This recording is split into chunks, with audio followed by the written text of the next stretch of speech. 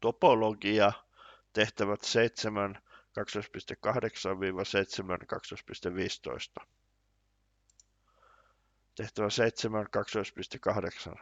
Avaruus X on nollaulotteinen, jos sillä on kanta, jonka jäsenet ovat suljettuja, toisin sanottuna näiden reuna on tyhjä. Osoita, että rationaaliluvut Q ja jokainen diskreetti avaruus ovat nollaulotteisia. Osoita, että nollaulotteisten avaruuksien mielivaltainen tulo on nollaulotteinen. Päättele tämän avulla, että Cantonin joukko on nollaulotteinen, suluissa, minkä voi myös todistaa suoraan reaaliakselilla. Ratkaisu. Mä oon ensiksi katsonut, että olkoon A ja B irrationaalilukuja, eli reaalilukuja, mutta ei kuussa. Sitten, että A on pienempi kuin B. No tommonen avointen välien joukko, kaikki avointen välien joukko reaaliluvuilla, niin se on R tavallisen topologian iso tau-kanta. No nyt jos mä katson merkkaa Ulla, on Q-leikkaus joku AB, avoin väli, niin se on sama kuin Q-leikkaus suljettu väli AB, koska ne oli irrationaalilukuja noin.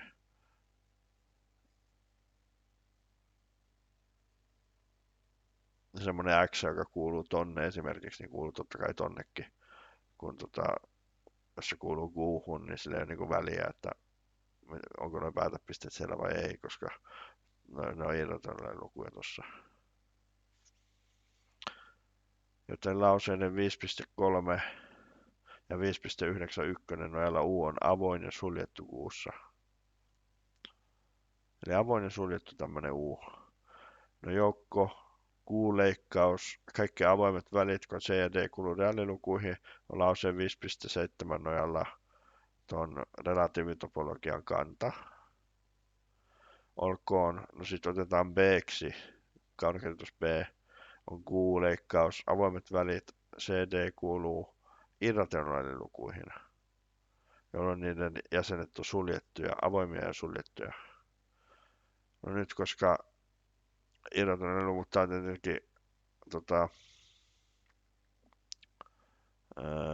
osajoukko tolle, mikä on tietenkin, nämä on kaikki avoimia, niin se kuuluu siis tuonne relatiivitopologiaan toi kaunokirjoitus B.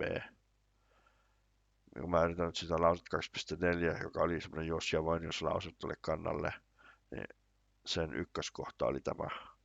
Että se toteutuu tietenkin, kun tuossa on nämä on reaalilukuja kuitenkin, mutta niin kuin ei ole kuussa vaan ne päätepisteet.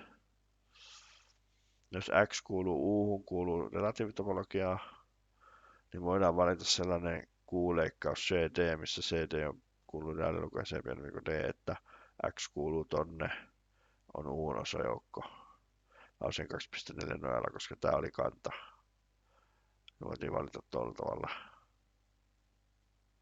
No nyt sitten otetaan sieltä sellainen B tuolta. B, Q-leikkaus, C pilkku, D pilkku kuuluu tonne, missä C pilkku, D pilkku on tuolta väleiltä.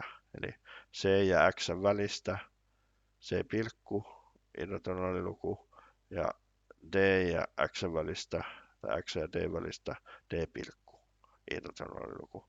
Jolloin saadaan, että X kuuluu B-hen, joka oli osajoukko tolle, koska ne oli tuolla välillä. Ja sitten se on osajoukko Ulle.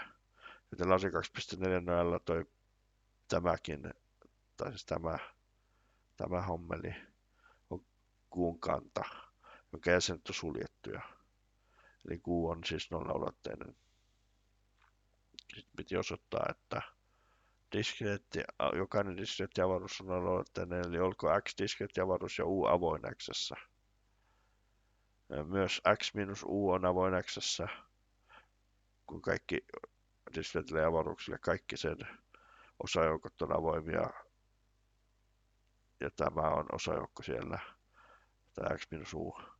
Mistä seuraa, että sen komplementti De Morganilla saadaan tommoseksi, mikä on tyhjä, toi oli tyhjä ja se on U, eli se on pelkkä U, niin se on suljettu X:ssä, kun toi oli kerran avoin. lauseen 2.4 nojalla sitten jos muodostetaan tommonen, niin se on Xn-topologian kanta. Se toteuttaa sen 2.4 mun mielestä molemmat ehdot, jonka jäsenet on siis suljettuja, joten X on nollaulotteinen. Sitten lopuksi vielä, tai no melkein lopuksi, niin jos X on tuloavaruus, jossa kussakin nollaulotteisessa XJ:ssä on annettu kanta kaunenkirjoitus PJ, jonka jäsenet on suljettuja, niin lauseen 7.11 nojalla on leikkaukset. Tuommoinen leikkaus, missä VJ on kaunenkirjoitus PJ:ssä ja K on äänellinen osajoukko tuolle indeksijoukolle, niin nämä muodostaa X-kannan. Koska ne BJ oli suljettuja, nämä on suljettuja kaikilla J, niin lauseiden 3.3 ja 1.82 näillä B on suljettu X:ssä. Eli tämä B tää on suljettu siksi, koska no, projektit on jatkuvia ja niiden jatkuvien suljettujen kuvausten alkukuva on suljettu ja sitten kun tämä äärellinen leikkaus, niin äärellinen leikkaus on suljettu. Eli löytyy semmoinen kanta, jonka jäsenet on suljettuja, eli X on nollaulotteinen. No, kantoinen 1/3 joukko on sitten C, Y-potenssi N, missä Y on diskreetti avaruus nyt. Ja kun ne on siis nollaulotteinen, niin sitten tulojoukkokin on edeltävän nojalla nollaulotteinen, eli kanttori 1/3 joukko on nollaulotteinen.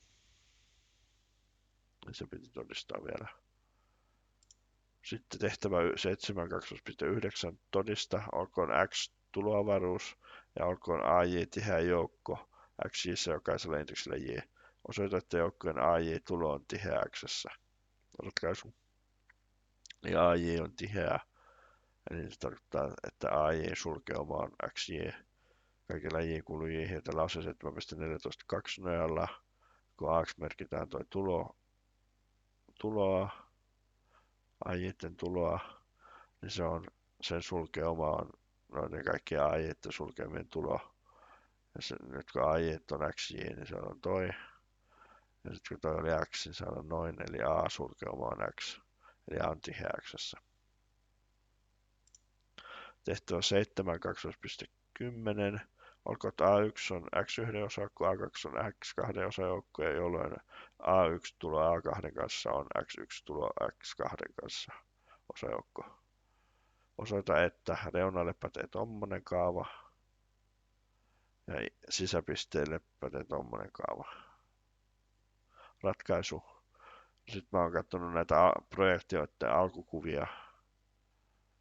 Projektio 1 alkukuva A1. Tää on periaatteessa mielivaltainen joku joukko ja sen sulkeumaa katsotaan.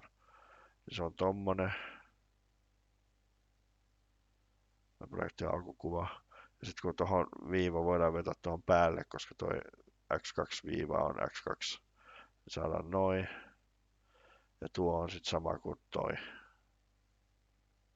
Eli voidaan niinku viiva siirtää tuolta argumentista tonne koko alkukuvan päälle tavallaan. Sitä toi sanoa. Ja sama projekti on kakkoselle alkukuvallekin. Pätee sama juttu. Sitten A1 tulo A2 kanssa, se on noiden kahden projektioiden alkukuvien leikkaus. Ja sitten kun siitä otetaan sulkeuma, niin saadaan näiden molempien komponenttien tavallaan niin tulontekijöiden sulkeumat. Ja sitten ne on noin projektioiden alkukuvat ja niiden leikkaus. Ja sitten jos katsotaan komplementtia tolle, niin se on komplementin voi siirtää tänne alkukuvan sisään, niin saadaan noin, ja Demorganilla niin saadaan tuo ensimmäinen yhtälö, ja sitten siitä saadaan, kun vedetään vielä sulkeuma tuohon päälle, niin saadaan, että noin, ja sitten käytetään ilmeisestikin että voidaan vetää noin viivat tuonne sulkeumaan. Niin kuin tässä oli unioni, niin voidaan se viiva menee noiden unionin tekijöiden päälle. Se on taas niitä peruskaavoja siellä kirjan alussa.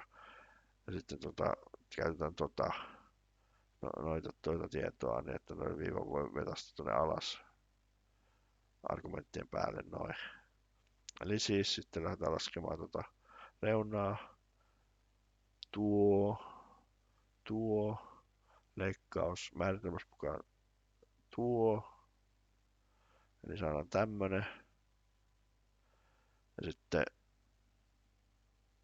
yhdistellään, tuossa on yhdiste ja tuolla on leikkausta, yhdistellään näitä termejä ja käytetään sitä tietoa, että alkukuva kommutoi leikkauksen kanssa, niin saadaan tommonen, unioni tommonen, ja sitten tuossa on taas reuna, ja tuolla on reuna, niin saadaan tämä.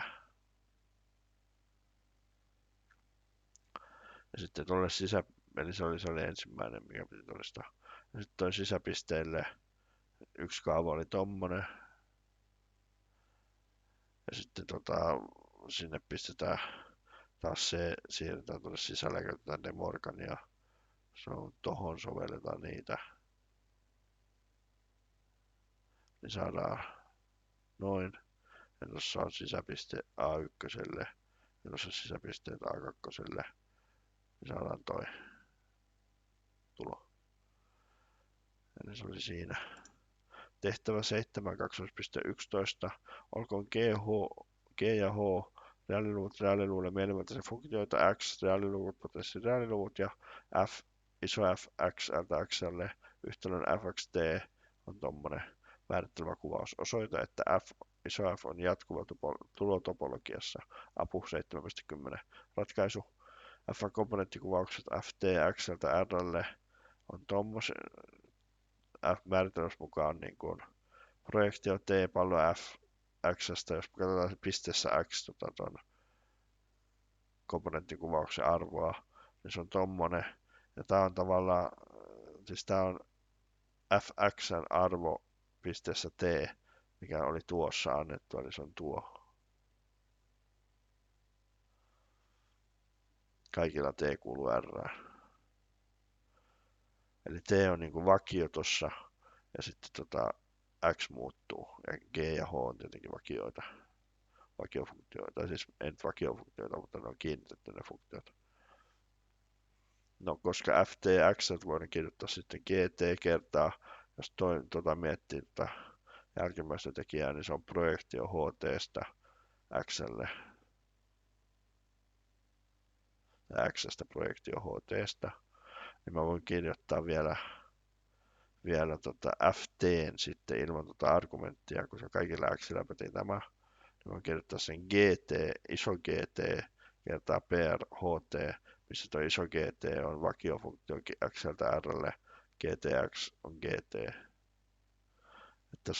Tässä se, jos tuosta vaan tiputtaisi x pois, niin ongelma olisi se, että mulla on tässä tämmöinen niin kertolaskutulo, tai voisiko sanoa sisätulo melkein. Niin mutta tämä on määritelty eri joukossa. Tämä on määritelty R tai G, ja tuo on määritelty X, eli tuo tuloavaruudessa. Täytyy jotenkin, sitä ei voi niin tiputtaa tuota X tuosta pois noin. Sanoa, että se on tommonen. Kun siinä ei ole mitään järkeä sitten, kun vaan pitää määritellä joku tommonen iso GT, jonka arvo X on toi pikku GT. Eli jos mä lasken tämän FTX on GTX kertaa PRHTX. GTX on G pikku GT, eli se antaa just ton. Tämän se antaa just. Ja nyt jos mietitään sitten tätä iso GT, niin se on vakiofunktio. T on kiinnitetty, niin toi on vakiofunktio. Niin se on, tai vakiokuvaus. Niin se on jatkuva tulotopologiassa tietenkin. Kuten myös tuo projektiokin on jatkuva. Niin näiden tulo, ei karteesinen tulo, mutta tommonen niin kertolaskutulo, niin se on myös jatkuva kaikilla T kuuluu R, ja tällä on se 7.10 nojalla, koska kaikki komponenttifunktiot on komponenttikuvaukset on jatkuvia, niin sitten se Fkin on jatkuva. Niin saatiin, että F on jatkuva. Tehtävä 7.12. Osoita, että avaruuden Rn heikko topologia 6.4.2 on sama kuin sen tavallinen topologia. Vihje projektiot projektio RJ Rn:ltä R:lle ovat rajoitettuja lineaarikuvauksia. Huomautus tulossa ei riipu Rn:n normista, koska nämä ovat keskenään ekvivalentteja. Ratkaisu. No, Rn:n heikko topologia tau 2V on kaikkien rajoitettujen lineaarikuvausten f Rn:ltä R:lle indusoima topologia, ja kun x ja y kuuluu Rn ja lambda ja my kuuluu reaalilukuihin ja j kuuluu yhdestä n, niin saadaan, mä oon nyt kattonut vielä, että tuo projektio on rajoitettu lineaarikuvaus, vaikka se tuossa tehtävä annossa jo sanottiinkin. Niin, eli jos mä lasken, tietenkin tää on varustettu nyt Rn ja R vektoriavaruusrakenteella, eli voidaan laskea tuommoinen summa, kertoimet on tuossa, ja se on tommonen, kun projektio j, tommonen summa, ja sitten tuossa noin, eli on lineaarinen tuo projektio j, ja sitten jos katsotaan sen normia R-ssä, se on toi, ja se on pienempi täytyy 1 kertaa, joku esimerkiksi ykkönen tuohon, joku Rn noista normeista. Mä ajattelin euklidinen voisi olla niin metriikka, euklidisen metriikan määrittävä normi. Sitten saataisiin tuo ainakin pätee silloin. Ja sitten kun se on tulossa ei riippu Rn normista, koska ne on ekvivalentteja, ne määrää saman topologian, niin tuo PRJ on rajoitettu lineaarikuvaus. Tämä oli yksi ehto sille, että se on rajoitettu lineaarikuvaus, että toi on pienempi tai joku m kertaa toi. No, kaikki rajoitetut lineaarikuvaukset f on jatkuvia, paitsi indusoimassaan topologiassa tietenkin, niin myös tavallisessa topologiassa, eli tuon normin suhteen, niin kuin se kirjassakin luki. Tavallinen topologia on nyt toi normitopologia. Siis lauseen 6.3 nojalla indusoitu topologia on karkeampi kuin toi tavallinen topologia, kun on kummankin suhteen jatkuvia ja toisin se indusoi, niin no, tämä pätee näin päin. Projektiot taas indusoi tavalliseen topologiaan, ja koska ne on rajoitettuja lineaarikuvauksia, niin kuin edellä todettiin, niin ne on myös jatkuvia heikossa topologiassa. Tau 2V. Siis taas se lauseen 6.3 nojalla indusoitu topologia on karkeampi kuin tau 2V. Eli kumminkin päin, noin päin ja noin päin. Eli heikko topologia on sama kuin tavallinen topologia. Okei, tehtävä 7, 12.13. Olkoon X R-potenssi N varustettuna laatikkotopologialla, jonka kantana ovat avointen joukkojen UJ on avoin R-ssä, tulot U1 kertaa U, tai tulo U2 kertaa tulo U niin edelleen. Olkoon A on X-ssä, osajoukko X-ssä, rajoitettujen jonojen joukko. Osoita, että A on avoin ja suljettu. Ratkaisu. No mä oon miettinyt, että mitä se tarkoittaa, että on rajoitettu jono. No jono A on rajoitettu, mä jostain päästä niitä repäsin, että A on rajoitettu, jos on olemassa semmoinen iso M, että, joka kuuluu nollasta äärettömään siten, että AN on pienempi tai yhtä suuri kuin M, iso M. Kaikilla N kuuluu N. Sitten se on rajoitettu. No 0 N on tietenkin rajoitettu. Siis semmoinen, minkä kaikki alkeet on 0. Ja jos löytyy tommonen M, että tuo pätee, kaikilla N kuuluu N, niin sitten löytyy semmoinen M-pilkku, joka kuuluu nollasta äärettömään avoimelle välille. Tavallaan tuossa toi nolla otetaan pois, kun se on vähän triviaali tapaus. Että kaikki on pienempi tai yhtä kuin 0. Niin löytyy semmoinen M-pilkku tuolta väliltä, että se on pienempi kuin M-pilkku. Eli voidaan siis sanoa, että jono on rajoitettu, kun löytyy semmoinen M kuuluu nollasta äärettömään avoimen välille siten, että AN on pienempi kuin M. Kaikilla N kuuluu N positiiviseen kokonaislukuihin. No nyt sitten lähdetään asiaan, eli tiedetään mikä on rajoitettu jono. Olkoon A kuuluu niihin rajoitettujen jonojen joukkoon, Ahan, iso Ahan, ja B, kaunikirjoitus B, laatikkotopologian tehtävän on annettu kanta. Nyt, koska se A oli rajoitettu jono, niin on olemassa sellainen M, että se kuuluu nollasta äärettömään siten, että A kuuluu tuommoiseen laatikkoon.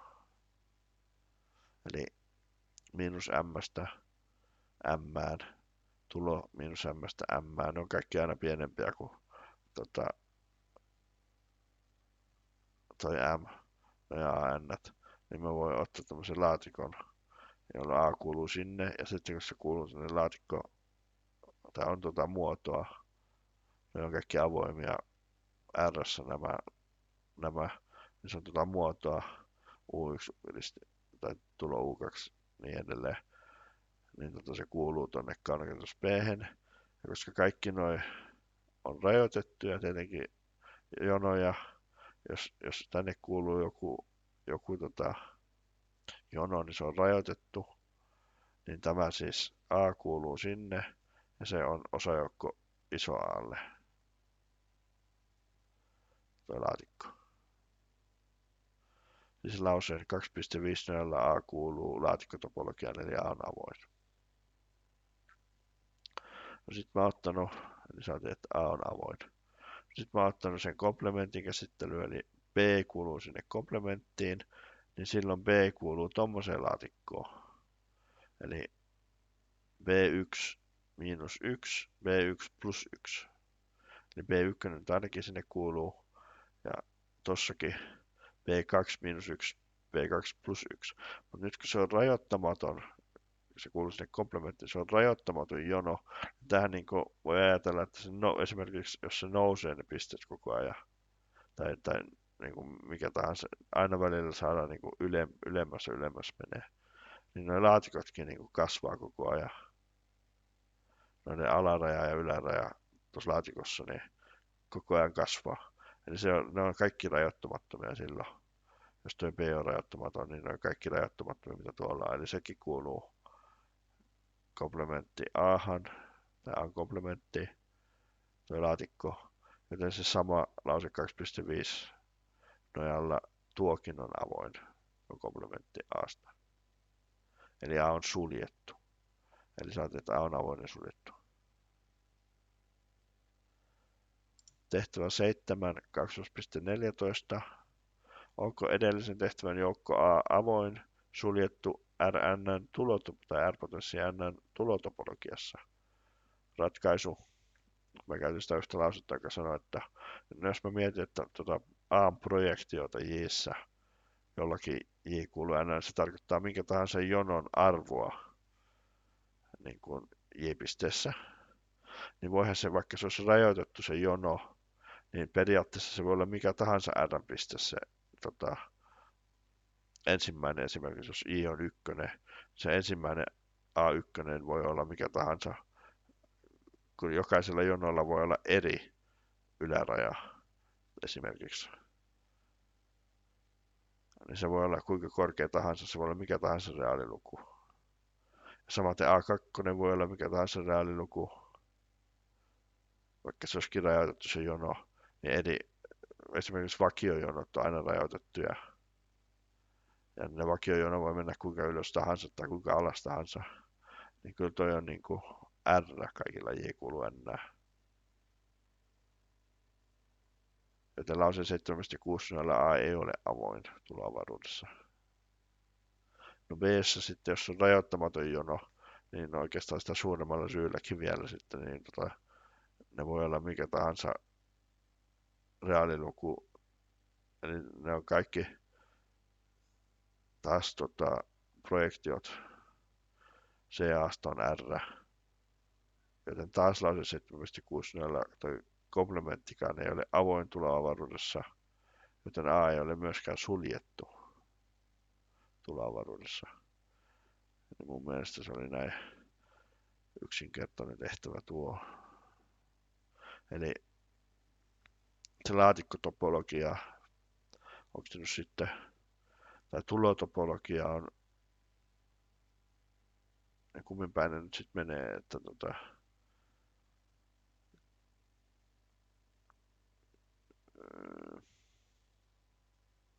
pitäisi olla periaatteessa niin, että tämä indusoitu tulotopologia olisi karkeampi kuin se laatikkotopologia, niin se kai kirjassakin oli. Mutta niin se varmaan sitten onkin, kun löytyi semmoinen karkeampi, onko se sitten, no joo, saatte miettiä. Mä mielestäni mietin totakin, mutta en nyt muista heti, että miten päin se meni. Sitten tehtävä 7.2.15. Todista kohdan 7.22 väite. Ratkaisu. Nyt mä vähän hypetän teille tätä tehtävää. Minusta tämä oli semmoinen tehtävä, jossa oli vähän niin kuin kaikkea melkein. Ei nyt ihan kaikkea kuin mitä kirjassa oli, mutta siis todella paljon niin kuin sisältöä. Että niin kuin, tässä on, mä oon käyttänyt tässä valinta-aksioomaa. Mä oon käyttänyt tässä, meillä on inverssi avaruussysteemi ja sen inverssi raja-avaruus Y. Sitten tässä on inkluusiota, tässä on suunnattua joukkoa, tässä on noita projektioita, tässä on tuloavaruus, tässä on homeomorfismi, injektiivisuus, surjektiivisuus, jatkuvuus, sitten on tuo kanoninen kuvaus. Tässä on vähän niin kuin, ihan niin kuin mä sanoin, ei kaikkea, ei ole Zornin lemmaa eikä ole kannasta, ei puhuta kyllä mitään muistaakseni. Mutta niin kuin, jotenkin tämä tuntui silleen niin kuin hauskalta tehtävältä ja herkulliselta, kun tässä oli niin paljon kaikkea miettimistä. Eli mä oon nyt katsonut ihan sieltä kirjan lopusta valinta-aksioomasta asti, että jos valinta-aksiooma sanoo siellä kirjan lopussa, että jos kaikki nuo xj:t on epätyhjiä, niin tuo on epätyhjä tämä tulo. Se oli valinta-aksiooma. Eli jos se on tyhjä, niin siellä jokin niistä, josta seuraa, että tuo on tyhjä, niin jokin niistä noista avaruuksista on tyhjä. Jos jokin niistä on tyhjä, niin silloin toi on määritelmän mukaan, niin toikin on tyhjä, koska joku komponentti puuttuu sieltä silloin. Eli valinta-aksioomasta mä katsoin, että nämä on yhtäpitävät, eli että toi on tyhjä, on yhtäpitävä sen kanssa, että jokin niistä noista xj:stä on tyhjä. No sitten, mikä oli Y? Yritetään todistaa, että Y on homeomorfinen tuommoisen kaikkien avaruuksien leikkausten kanssa. No ne XA-avaruuksien leikkausten kanssa. Niin Y oli se raja-avaruus, mitä merkitään tuollaisella limi-inv XAlla. Se on osajoukko tuolle tuloavaruudelle siten, että phi VA XBstä, mikä nyt tässä kohtaa on XB, kun se on inkluusio, niin se on XA aina kun A on pienempi tai kuin B, mikä on yhtäpitävä sen kanssa, että B on A:n osajoukko. Ja XA oli tietenkin projektio A Xstä. Kaikilla A kuuluu tuonne suunnattuun joukkoon A, kaunokirjoitus A. Nyt mä oon ensiksi miettinyt, että mitäs jos tää on tyhjä nyt sitten tää tuloavaruus. Niin siitä seuraa, että tuloavaruus on tyhjä. Sitten seuraa, että Y, koska se Y on nyt sen osajoukko, niin Ykin on tyhjä. Ja nyt jos tää on tyhjä ja siellä jokin on komponentti, tai siis tommonen tässä leikkauksessa yksi avaruus on tyhjä, niin silloin tuo koko leikkauskin on tyhjä. Eli saadaan, että Y on homeomorfinen ton kanssa, kun ne on sama avaruus sitten. Eli tyhjiä molemmat. Joten jatkossa voidaan olettaa, että toi tuloavaruus on epätyhjä, eli ton nojalla kaikki nuo avaruudet on epätyhjiä. Kaikilla A kuuluu kaunis A, niin X A on epätyhjä.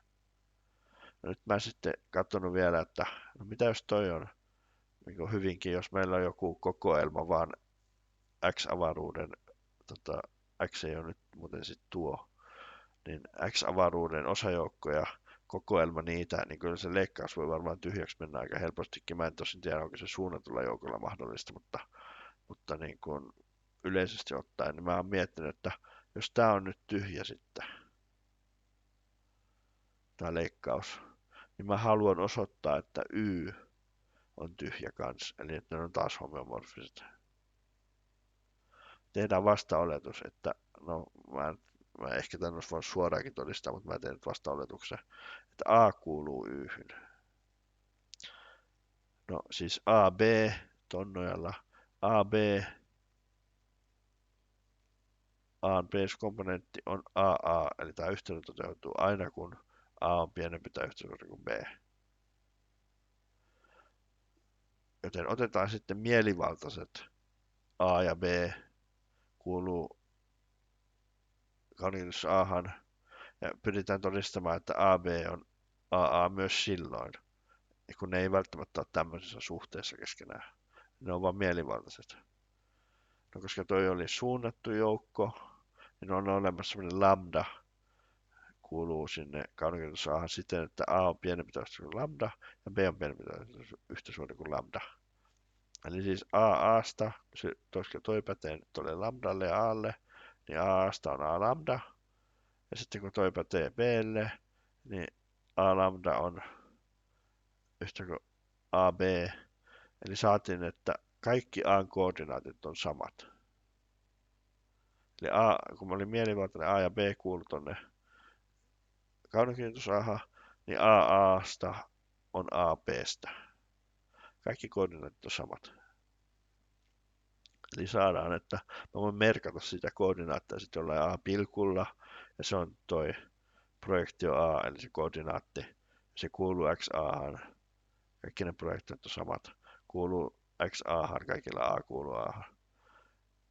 Eli nyt siis A-pilkku kuuluu kaikkiin noihin, ja se kuuluu niiden leikkaukseen.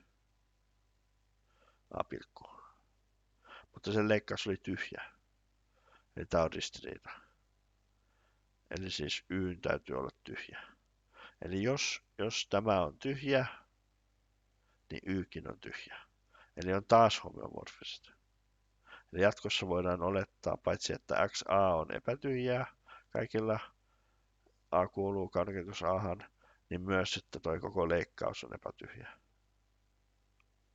No nyt sitten päästään tähän niin kuin itse varsinaiseen asiaan mun mielestä, että osoitetaan, että H lähtee tuolta epätyhjästä joukosta Yhyn, HX on tommonen niin kuin, no toi on vähän niin kuin jono niin kuin jos toi olisi N toi A tossa, niin taas jono, eli A1, A2, A3, A4, ja sitten jokainen niistä jonon komponenteista on sama X. Niin tätä mä yritän osoittaa, että se on homeomorfismi. Tommonen H niin kuin homeomorfismi. Injektiivisuus. Olkoon X ja Y kuuluu nyt sitten tonne leikkaukseen, ja HX on HY. Nyt pitää osoittaa, että X on Y. Siis tuo HX on HY. Ja jos otetaan projektio AXstä, niin se on pelkkä X. Se on sama kuin projektio AYstä, joka on Y, niin kaikilla noilla projektioilla. Eli X on Y. X on Y. Eli oli injektio. Nyt surjektiivisuus. Siinä on vähän sama idea kuin tuossa vasta oletustodistuksessa. Surjektiivisuus X pilkku kuuluu Yhyn. Ja sitten pitää löytää semmonen X, että HX on X pilkku. Niin X A pilkku on sitten tietenkin se projektio A X pilkusta, kaikilla A kuuluu Ahan, niin kuin tossakin luki.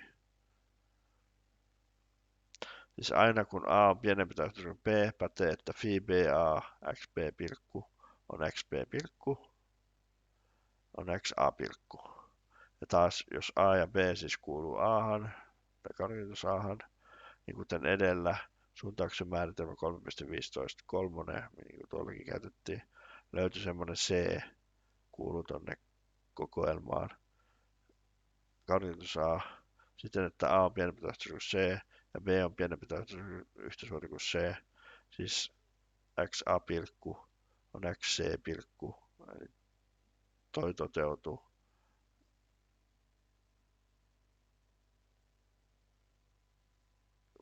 Siis tämä ehto toteutuu nyt, niin siis toi pätee XA pilkku on XC pilkku, ja sitten taas tossa, niin XC pilkku on XB pilkku.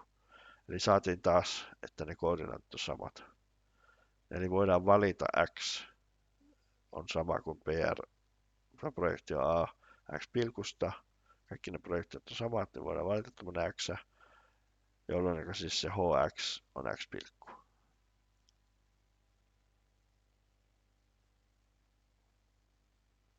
Eli kaikki Yn alkiot voitiin niin kuin kirjoittaa tuommoisessa muodossa, missä on niin kuin, kaikki komponentit on samat. Ja sanotaan, että Hx on x pilkku, eli H on biektio. No sitten jos mä katson tämän, tästä tulee vielä komponenttifunktioitakin. HAX on projektio A-pallo HX, määritelmässä noilla komponenttifunktioilla, niin se on X. Tietenkin projektio A-kuva tuosta HX, niin se on X. Eli HA on identiteettikuvaus XA:ta XAlle. Samat avaruudet, samat topologiat, joten H on sen 6.5 nojalla jatkuva, tai kirjasivun 50 nojalla jatkuva. Sitten vielä käänteiskuvaus. Tiedetään, että H on biektio, ja sillä on käänteiskuvaus siis. Ja sitten me tiedettiin, että se on vielä jatkuvakin, niin se käänteiskuvaus Yltä tuonne leikkaukseen, niin mä oon sitä mieltä, että se H-käänteiskuvaus on tommonen projektio A Ystä, missä A on vain jokin niistä, koska ne on kaikki samat noille Y-alkioille, niin se on jokin niistä projektioista. No, projektio A on projektio B, tai siis Yssä siis joo. Ne projektiot on samat. Eli siis tässä on, mikä toi H-1, tässä on rajoitettu, jos katsotaan ihan tavallista projektiota, projektio A, niin se menee tuolta tuloavaruudesta XAlle siten, että se kuvaa tämän koko tuloavaruuden XAksi. Nyt on rajoitettu se Yhyn, jolloin saadaan jatkuva. No okei, ensiksi voidaan ottaa jatkuvuus, niin vähän unohtaa hetkeksi. Se on kanoninen kuvaus. PA on toi A-rajoittuma Yhyn, Yltä XAlle, ja ne on jatkuvia siksi, koska ne indusoi ton Yn tuosta tuloavaruudesta periytyvän relatiivitopologian. Ne indusoi sen ton transitiivisuuden nojalla, se luki se kirjassakin, siksi ne on jatkuvia noin piaat. Ja maalia on pienennetty tuohon leikkauksiin, koska tuo leikkaus on XA. Se on kyllä tässä H-1 on pienennetty tuota maalia. No, nyt voisi kysyä, että miksei sitten lähdetty alun perinkään niin ottamaan Hawksi tämä kanoninen kuvaus. Ja sitten mietitty, että mikä se käänteisarki on. Niin mulla oli semmoinen ongelma tässä aluksi, että kun mä otin niin päin, niin että me ei tiedetä, että toi leikkaus kuuluu sinne kokoelmaan. Että se on kokoelma alkio, niin en mä voi tuohon laittaa tuohon pi-leikkaus niin kuin kaunenkirjoitus A:ta, jolloin sitten projektio sinne olisi niin kuin, sitten tuo. Että se ei niinku oikein toimi mun mielestä. Ne piti mennä tämmöisen venkoilun kautta. Ja sitten no nyt pitäisi saada sitten vielä jatkuvaksi toi H-1, eli me tiedettiin, että kirjan lause 5.15, joka oli siinä, kun puhuttiin maalin ja lähdön pienennyksestä, niin siinä lauseessa sijoitetaan fx.a. Tässä siis h-1x on pi a x. Tuossa noin kaikilla x kuuluu yhyn. Eli oikeastaan mitä se sanoo tämä on se, että toi pi aankin maalijoukko on toi leikkaus. Mutta mä tiedän, että h-1 maalijoukko on ainakin leikkaus. Niin minusta se on kyllä tuolle pi a xllekin se on leikkaus sitten. Että siinä on sikäli järkeä, että jos tuo projektio Aasta, niin se menee koko avaruus on XA. Niin nyt kun rajoitutaan Yhyn, niin ei se nyt välttämättä enää XA ole sitten enää, vaan joku pienempi joukko. Ja toihan on tietenkin pienempi toi leikkaus kuin toi XA. Ja sitten B, siinä lauseessa 5.15 B paikalle sijoitetaan toi leikkaus, ja F1 paikallisen määrittelemä funktio, F määrittelemä funktio, niin se on H1, H-1, tai siis H-käänteisfunktio, sori. Niin sinne, noin kun sijoitukset tehdään siihen lauseeseen, niin saadaan, että H-käänteisfunktio on jatkuva, koska nuo kuvaukset oli jatkuvia, nuo kanoniset kuvaukset. Eli saatiin, että H on homeomorfismi, ja siis tämä inversi raja-avaruus on homeomorfinen tuon kaikkien avaruuksien leikkauksen kanssa. Joo, eli mä niin jotenkin, tää oli aika hauskaa, ainakin sinne asti hauskaa, kun keksin mielestäni keksin, jos tämä nyt oikein oli sitten tätä tehtävää, niin eikä tässä ollut mitään vikaa, niin mä HH asti oli ainakin hauskaa keksiä toi homeomorfismi, ja sitten piti kikkailla vielä, että mitä jos ne on tyhjiä ne joukot ja semmoista, niin mutta jotenkin semmoinen, oli tämä tehtävä nyt sitten täydellinen tai ei, niin ainakin se oli hauskaa tehdä tämmöistä. Joo, ei muuta tällä kertaa. Kiitos mielenkiinnosta ja moi.